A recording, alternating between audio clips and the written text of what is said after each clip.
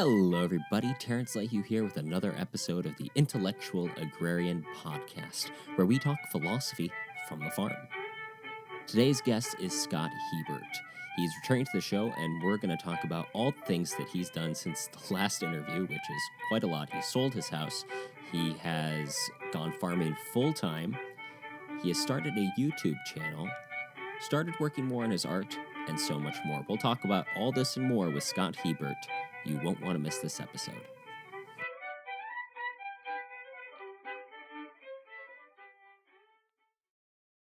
Scott Hebert, welcome to the show again. Oh, thanks for having me. Now, it's been about a year, I think, since we've had you on the show last, and needless to say, a lot has happened. Yeah, sure has. So before we get into all of the changes, can you give us a quick refresher about your farm? Yeah, my farm is in Chilliwack, BC, which is on the west coast of Canada. I have a small, it's like under a quarter acre. I'm doing mostly leafy green vegetables, and I take them to local grocery stores and restaurants. Let's just start with the first bit here. You see, one of the things I have to say you do well is Ryan Holiday talks about doing interesting things, and you certainly meet that description when you do stuff. So you started farming full-time this year. How has that experience been? What has been the dramatic changes you've noticed and how you farmed from last year to this year now farming full-time? Well, last year I only had a certain amount of set hours per week, and I was at the mercy of another job. So I could only work on my own projects during certain times. But now that I'm working for myself full time, I can work when it's convenient to work. And that's it's a lot different because like last year, say if it was raining out and I had 4 hours of work to do and I only had 4 hours of free time on Thursday, that's when I had to do that work. It didn't matter if it was hailing out or raining or whatever. But now I'm much more flexible with like the weather and my time or even life things. If I want to stay home if I want to not work an evening and just enjoy like a family and friends night that we usually have on Thursdays, I'm able to do that. And so it's just built a lot of freedom back into my life as opposed to being such a slave to a calendar. So what was it that led to the decision of, I am now going to farm full-time? I had owned part of the property I had lived on with my parents, and I was kind of I had kind of seen the seeds of resentment building up in that choice, just because I wanted to be a little bit more independent from my parents and detached financially from them, and we kind of had a little bit different views on where we both wanted to go longer term, and it actually ended up that I talked to my brother. My brother was looking into buying a place for himself. And so I asked him if he would be interested in purchasing my share of the property as long as I got to farm there. And he said yes. And then I talked to my dad about it, and they were fine with it. And so that's what we did. We ended up selling my share of the property to my brother. And that made my cost of living go down extremely low. Mm-hmm. I also had a good chunk of money that I made off of the house that I didn't have to spend. So that, that's just sitting there now. So now I just have it gave me a lot more freedom and flexibility in what I was doing. And Nassim Taleb would call that optionality. I had more optionality with my life. Yes. And it's great when you can build that optionality into your farm. Has farming full-time had any drawbacks for you? No, not really so much. Not anything. The stresses of working for myself are way less than the stresses of working for someone else, at least I found. So I would say no. I mean, there's always going to be challenges in whatever path you choose. Yes. But I don't think that there's been many things where I was like, not really. You haven't regretted it so far, at least not. Oh no! No! No, Not at all. Right now, right now, my cost of living is the lowest it's ever been. I have the most money I ever had saved up. Mentally, I feel the best that I probably felt since mentally and physically, I probably feel the best that I felt since 2014. So pretty much and creatively, I'm really fulfilled. I've been doing my podcast and my YouTube channel, which I'm sure we'll talk about, but. Right now, everything other than not owning a house anymore, everything is like pretty much as good as it's been. That's awesome. And you know, I Yeah. think that the key point, and just for people listening, is this is which season for you? How many years has it been? Third, but Third first one full year. time, right? First time one full time, but this is your third season farming. You did it well. You side hustled with the farm for the first couple years, and now it's the point where you could do it full time, and you're doing it full time. Yeah. I think too many Yeah. people go instantly, well, I'm all in, and they haven't built their farm to the point where they can do that. Yeah, they don't have the skills or resources to, and a lot of people take on debt to farm as well, and that's a big problem because when you so right now my farm is fully paid off. It's profitable. It's cash flow. Cash flow positive. And like if something happened and I wasn't able to farm for the next 2 years, that would still be fine because I wouldn't be in any trouble for it. But as opposed to if I had taken on debt and I needed to make whatever $750 every 2 weeks, say to pay back a loan, right? Then you start getting in trouble because then if you have to start going to farmers markets, that might not be the best option for you, or you might have to start doing a CSA that's way bigger than you thought you were, or there's it just gets you in a lot of trouble and a lot more stress as well. Yeah, it gives you more risk, and that's not good. That's just not good. No, it's not fun. I mean, that is one way to grow a business, and I could definitely have grown a lot faster if I had taken on debt. But it was just not the way I decided to do it. So you mentioned the YouTube channel. We definitely need to talk about that. What led to starting a YouTube channel, let alone having a daily vlog? So I guess like back in 2006 when I graduated from high school, I really thought that's what I was going to do. I did film and television courses all throughout middle school and high school, and I thought I was going to do that for sure. And I never pursued it. And so I had a whole bunch of skills. Like my skills, I just hadn't been really using them for say the past 8 to 10 years. I hadn't really been using them. James Altucher had a contest. He's a podcast host, but he had a contest, and it was like you make like a 1-minute video, and maybe you can win a trip to fly to New York and meet him. And I entered that contest. I had just got a new iPhone 8, and I had entered that contest, and I had to download like a video editing software to edit my little video. And after that, I was just like, oh, my phone actually takes really good video and audio. I bet you I could start doing YouTube. So I thought that I would start making recipe videos, and then during the summertime when my farm was bumping, then I could push my customers, and I would have this whole like big recipe list on my YouTube channel that using my products, right? So I thought it would be like a really good way to like market my products, and it was something to do during winter as well, during the downtime, right? And so I thought that's what I was going to do. So I started making some recipe videos during the wintertime, and they were like smoothie videos because that's what I had access to for the ingredients, right? Because I didn't have any leafy greens coming out. And so I started doing that, and then I was just realized that I needed to get more traffic onto my channel. And then so I thought, well, I'll start doing a weekly vlog, just so I can get more videos up there, because I had read something that like once you get like 100 videos that the channel starts to get a bit more traction or whatever. And so that's kind of what I started doing. I started trying to get to 100 videos, and I was trying to get it done by like April, because then that's when my farm season really, really, really picks up. So I started using my phone and recording, and then by like the middle of February, I had kind of fallen back in love with making videos. And it was never my intention to start doing a daily vlog. And then, now I've done 250 days in a row. So, it's been an adventure. That's awesome. And really, they're nice, high-quality videos. You're doing a really great job. What would you consider is how would you say that the style has evolved from video 1 to video 250-something now? Yeah. The whole thing's different. Now I've slowly been collecting equipment. I have 2 nice DSLR cameras now. I have a drone. I bought a brand new editing computer, which was pretty expensive.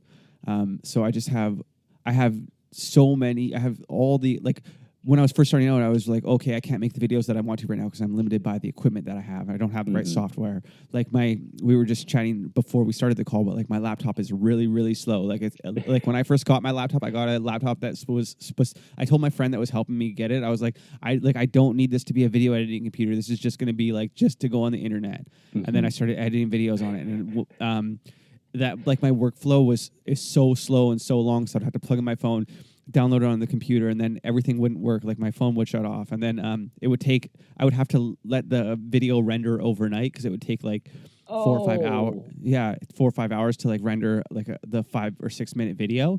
And then now my new computer does it in like 3 minutes with more effects, with more everything. So so I can start to take advantage more of like the programs now. I can like everything's just way easier now. And plus now that I've had 200 and whatever, I think I've uploaded actually almost 300 videos altogether because I've made some other videos as well as the daily vlogs. Yeah. I put some other ones up there as well. So there's almost 300 videos, I think, up there as we're recording this today. So that's 300 reps that I've put in making videos. So that's 300 times I've had to tell a story, 300 times I've had to shoot, 300 times I've had to edit, 300 times I've had to upload, 300 times I've had to make a thumbnail.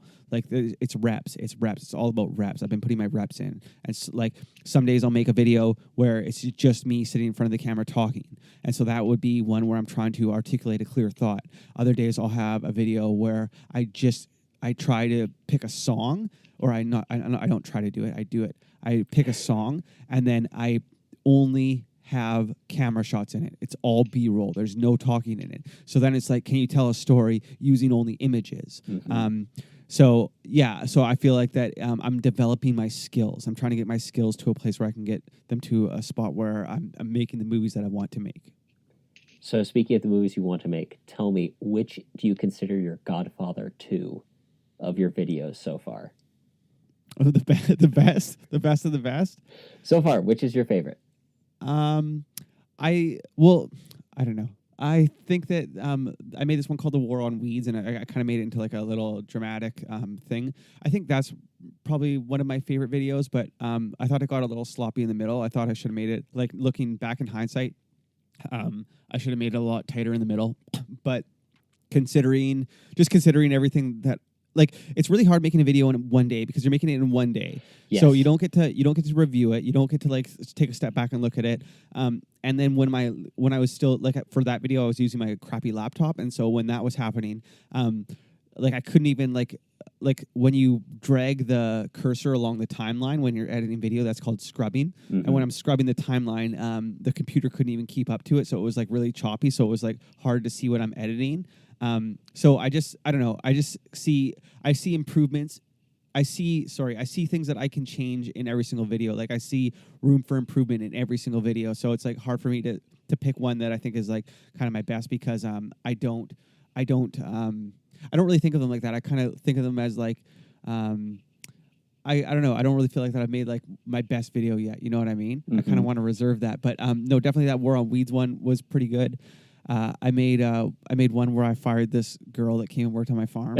Oh, that was adorable. Yeah, that was pretty funny. So I made this video where this girl got hired, and then it was just a baby. It was just one of our friends' babies. But I made some. I feel like I made some pretty good ones recently. I was watching one the other day called I call it like the perfect fall day working on the farm, and it was just kind of like all this B-roll, and it was just nice. I made a rugby video for my friends. I thought that I liked that one. That was it was kind of fun. It was just different, right? So yeah, those are some, I guess. Well, and not to detract too much from the main topic of conversation, but you really don't want your best movie to be your first one either. I mean, I'm not certain your filmography of favorites, but Citizen Kane is one of my favorite movies. It's amazing. And that was Orson Welles' first movie, and literally nothing. It's considered one of the best movies ever made. Nothing that he did afterwards came close to how good it was. Yeah.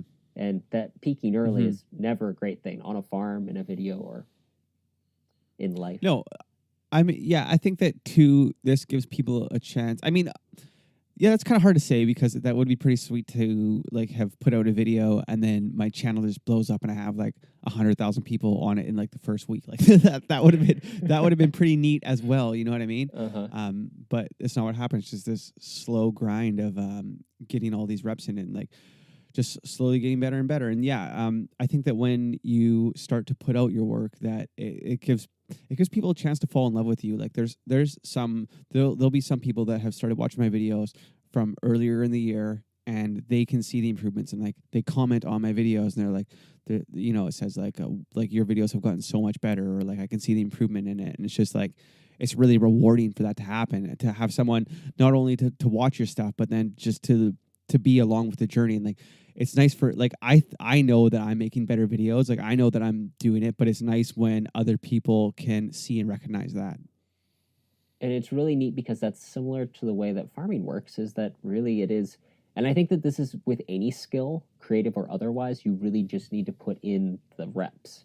It's putting in the time. We were just talking with Craig Burns earlier.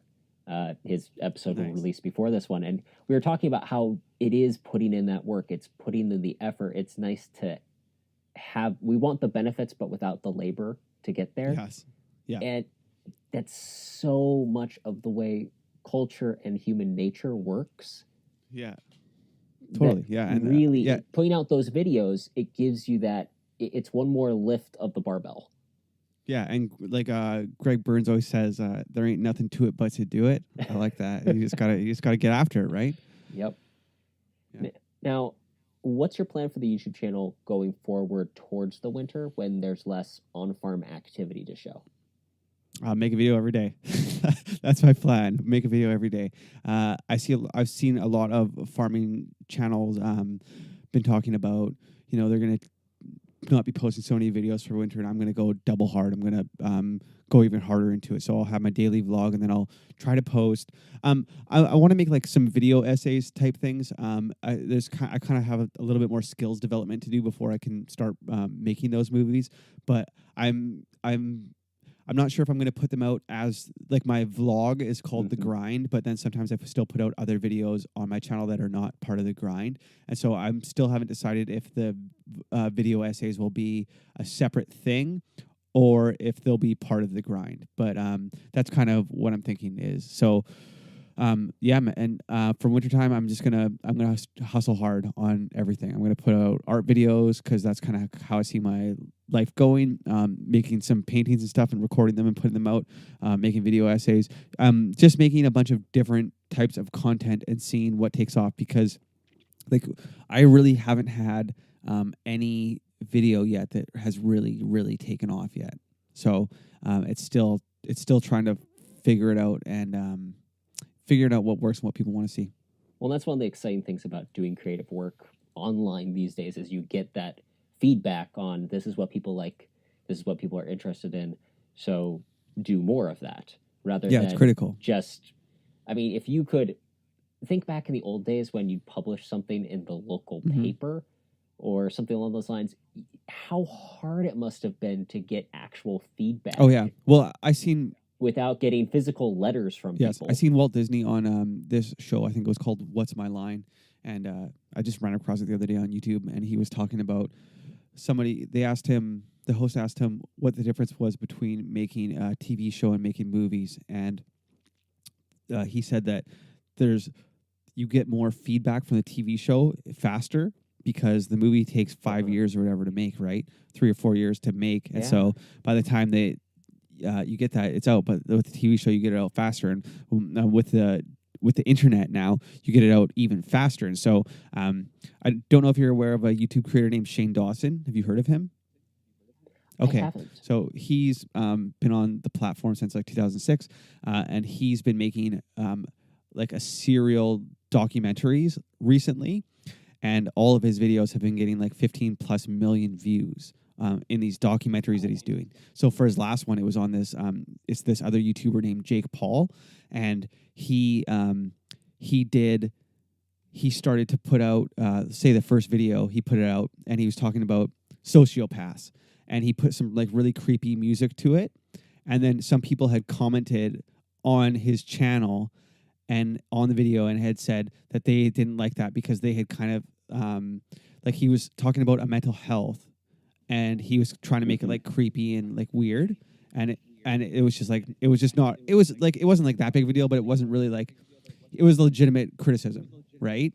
And then so he's like, okay, cool. And so he waited a couple days to release his next part of the series so that he could re-edit it with that feedback. So now he's creating videos. He's creating this series, still the same series, but he's getting feedback on it and creating it. So that's kind of what the internet allows us to do a lot more. And so by putting out all these reps every single day, I'm getting so much feedback from different people from all over, and slowly just collecting. I call it like collecting heads, right? Like one at a time, like whatever, 2 a day, right? Just keep coming. So yeah. How did you get involved with art? Because this was something that we missed in our first interview. Yeah, I don't know. I just do stuff. I just do stuff. I just always like drawing and stuff. My grandpa was a painter, so he taught me stuff. But he was blind by the time that I was, by the time like that we were buddies. So I spent a lot of time there. So they always gave me like I would go and they lived in the next town over, Abbotsford, and I would go there and stay at their house for like the weekend, and we would go out and get chickens, and like he taught me how to work, man. Like we would be up, like you wake up and you start doing stuff in the yard, and then you come in and have bacon and eggs, and like that was like our thing. And you make the eggs in the bacon grease, like that's how we did it. Oh yeah. And so that's like my comfort food.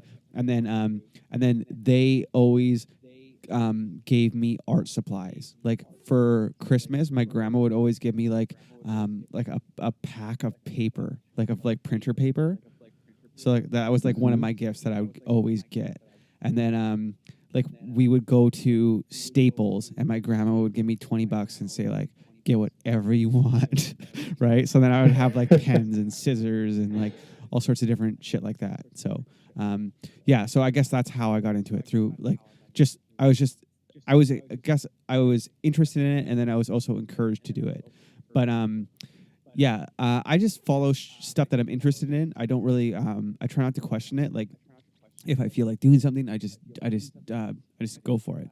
And so yeah, I guess there's a psychological trait called openness, and I score like very high in that, like 95th percentile for openness. So I need to be doing something creative. That's awesome.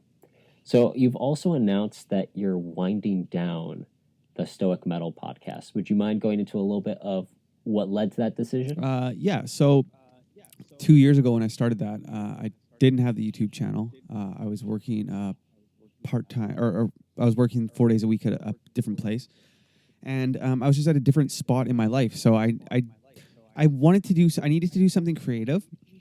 I had been doing a podcast with a friend. It was a farming podcast with my friend Drew Sample, and we had some differences on how we wanted the show to be ran, what we both wanted to get out of it, and so we kind of shut it down. But I still wanted the creative outlet. Like I had been producing content with him for like about the past year and a half, so I was kind of already into the podcasting thing, and I wanted to start a podcast, but I didn't really know how to make a farming podcast that was. I didn't know how to make a farming podcast that would get people interested or listening.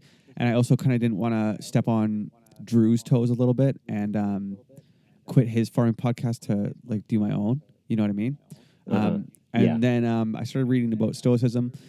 There was, it was like, I got just really captivated by Stoicism, like in the same way that I said, like I do stuff. Like I just got really captivated by like this whole idea, and like there's this whole ancient philosophy that could teach you how to live a good life. And it just seemed very interesting to me. And so I looked for a podcast about it, and there wasn't one. And I was like, oh man, maybe this is like my opportunity to make something. And so I started to do it. And I've recently heard a quote from this producer named Steve Cohen, and he said that he was hustling while we wait. And he was talking about something, and that's kind of how I felt like in hindsight, that's kind of how I feel about my podcast, is that I was like hustling while I was waiting to figure out what I wanted to do creatively and stuff. Because I mean, when you start something creatively, you hope it's going to explode and stuff. But I really didn't think that was going to be it. Like I thought that would be a segue into something else. I didn't think that I was going to be like a moneymaker or anything. Yeah, so I committed to doing it for a year, and then I would see how it was going at the end of the year. And so 2017, I said I would do it for another year.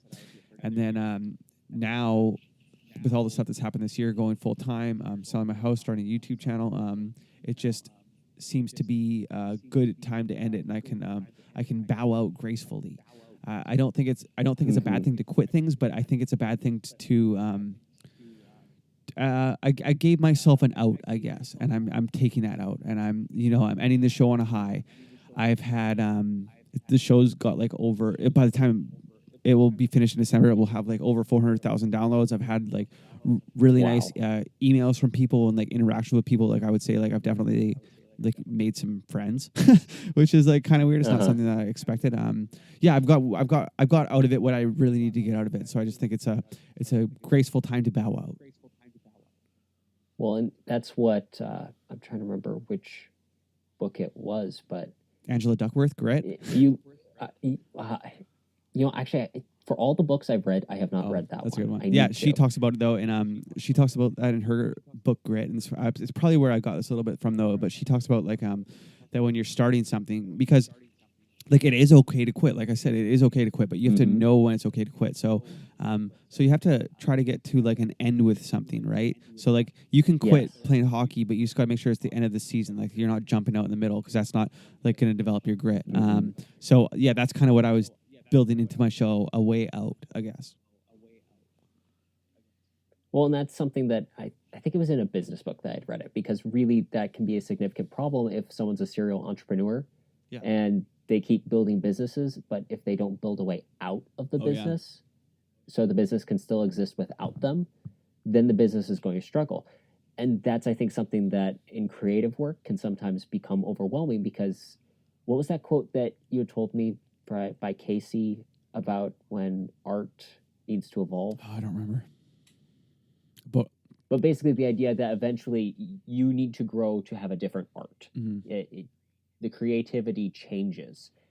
If you can't adjust that structure, then you have to have a way of kind of leaving the structure. Yeah, absolutely. And you did a good job in the way you set up to be able to bow out, if you will, which is something most people don't often think of when they're like, hey, I'm going to start a YouTube channel or something along those lines. They just go, this is hard, I'll quit.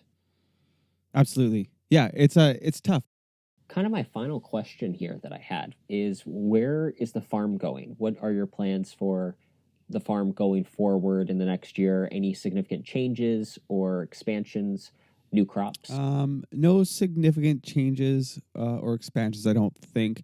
I might start moving out further into my backfield. I think I'll keep doing more of the same thing right now. So originally when I started my farm, I was thinking that I wanted to have like more of a business and probably like get a couple of employees and stuff and have like a farm that like made like $100,000. I kind of thought like that would gross like $100,000, and I would take my income out of it and stuff. And now I'm kind of thinking that I like running my farm as a way to pay all my bills, and then I'll use I'll use other sources of income to pay my living expenses and do other stuff. So that's kind of how I'm kind of happy with that right now. I think that maybe next year I could do like, I don't know. In the middle of this year, I had my wisdom teeth come in, and it really put me down for strength for pretty much all of August. Ow. So I would say that I thought my season would go a little bit differently in the sense that I would be like ramping up production then, and I kind of just leveled off. Like I felt like I was just treading water at that point. So I kind of feel that I didn't get a chance to show what I can do this year. As kind of crazy as that sounds, I feel that I very much underperformed this year. But now, like at the last 2 years, I was very burned out at the end of the season. Like right now, I would have needed a month or a month or two to recover from the burnout and from financial stress and all that stuff. But now I'm just at such a different place right now that I'm excited. I feel like that I'm in better shape right now than I was like going at the start of any farm season. So I think that if I work out really hard over the winter, and I'm just excited. I don't think there's going to be I think the biggest change next year is going to be me. I hope so, at least that I can be healthy and just in a mentally good spot. And I just feel like that the biggest change next year is probably going to be me and my. I feel it's kind of weird for me to say because I do feel like that I've had a pretty good output over the past year, but I feel that I could have a way better output. I'm excited to see what's going to happen next year. It's always awesome to talk to you, Scott. Where can people go to learn more about you, your work, and your farm? I would say right now I'm most active on YouTube and on Instagram. My Instagram is Flavourful Farms, and you can find me on YouTube by searching for my name, Scott Hebert. And yeah, there's probably one video you'll like. Well, thank you so much for being on the show. Thanks. Scott. I really appreciate your time, Terrence. Big thanks to Scott for being on the show today. You can take a look at all of his fun stuff by going to his Instagram page, Flavourful Farms. You can also find his art at Scotty Beetle. Again, all of that stuff will be linked in the show notes. Be sure to check out his YouTube page by searching for Scott Hebert and clicking the farmer icon. Thank you for listening and sharing a moment of your time with us. If you want to support the show, please go to our iTunes, Stitcher, wherever you get your podcast player of choice, and leave a nice review telling others how great the show is. That really helps the show out. While you're there, also subscribe so you can get all future episodes directly into your feed. This has been Terrence Leahy in the Intellectual Agrarian Podcast, reminding you to keep farming the dream.